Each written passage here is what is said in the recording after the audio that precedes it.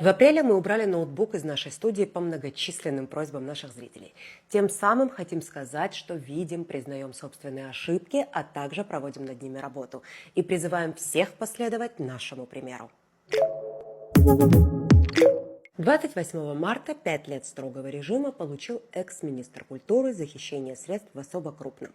Председатель Сухумского городского суда вынесла такой суровый для абхазской действительности приговор экс-чиновнику. Однако, если стоически пройти трудности перевода с юридического на общепонятный, выясняется, что сидеть бывшему чиновнику осталось 2 месяца. Объясняю. Согласно абхазским законам, 5 лет строгого режима – это 3 года и 4 месяца реального срока. Ну а отсюда, если вычесть 5 лет реального заключения в СИЗО, и домашний арест остается всего 2 месяца. Тут, конечно, много чего можно сказать. Ну вот, например, почему в нашей стране 1 к 1 считается фактически только пожизненное заключение? Это такие невыносимые условия в тюрьме? Серьезно? Или почему никогда публично этот вопрос не поднимался всякого рода силовиками, которые как будто бы и должны ратовать за неизменное наказание, которое следует за преступление? Привет, дорогой Федор Михайлович. Ну или почему мы простили тарелку Пикассо, изданную в частные руки в аренду национальную, черт побери, галерею? В общем, в этой череде вопросов надо и что-то с восклицательным знаком сказать. Пожалуй, это первое за долгие годы коррупционное расследование, в котором не нынешние пытались прижать хвост предыдущих, а нынешние судили и посадили нынешнего.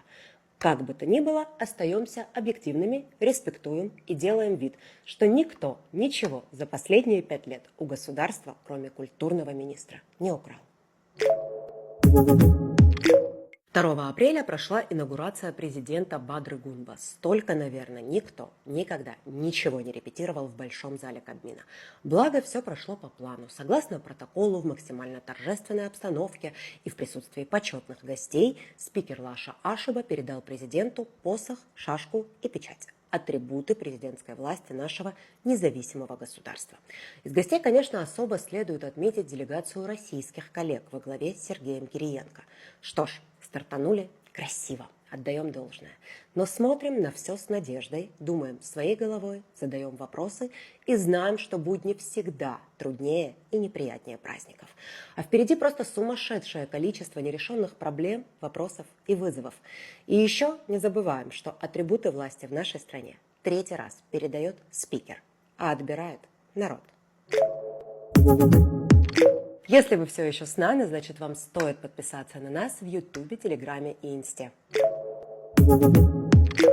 8 апреля указ о новом исполняющем обязанности главы столичной администрации подписал президент. Им стал бывший руководитель УКС Тимур Агрба. Бывший мэр возглавил администрацию президента. Исполняющий обязанности, потому что по закону только после того, как предложенного президентом мэра утвердит горсобрание, он вступит в должность. По сути, штука достаточно техническая, и конкретно в столице я не помню, чтобы городские депутаты не голосовали за кандидатуру сверху. Из хороших новостей. Лично мне новый мэр симпатичен. И тут есть ряд объективных и субъективных причин. Из объективных – возраст, опыт работы и в целом какая-то структура деятельности человека. В общем, если честно, надежд гораздо больше, чем когда нам в прошлый раз представляли мэра. Но и опыт шепчет, нет такого человека, который, попав в Абхазию на должность, не смог бы нас разочаровать. Из плохих новостей мы все еще не выбираем мэра сами. Впрочем, мы иногда такое навыбирать можем, что может и к добру. 11 апреля состоялась сухумская премьера документального фильма режиссера Андрея Натоцинского «Край ночи». Если коротко, то Андрей приехал в Сухум туристом зимой 2020-го и не понял, почему в центре столицы нет света. Но ему очень быстро все объяснили. И про веерные отключения, и про майнинг, и вообще про все. Андрей решил, это же просто кинематограф. А я, кстати, очень часто говорю, что мы с вами живем в каком-то фильме. Просто сценаристам пора перестать наливать. Возвращаясь к теме, скажу, что документалистика очень стоящая, кино имело счастье видеть, с самим режиссером сделали классное интервью. Ищите и смотрите. Прямо сейчас, пока мы писали этот выпуск, вышла новость о полном формировании кабинета министров нашей страны. Скажем сразу, Аслана Бжаня и Александра Ангва там нет. Есть много нового, много интересного, есть и кое-что личное.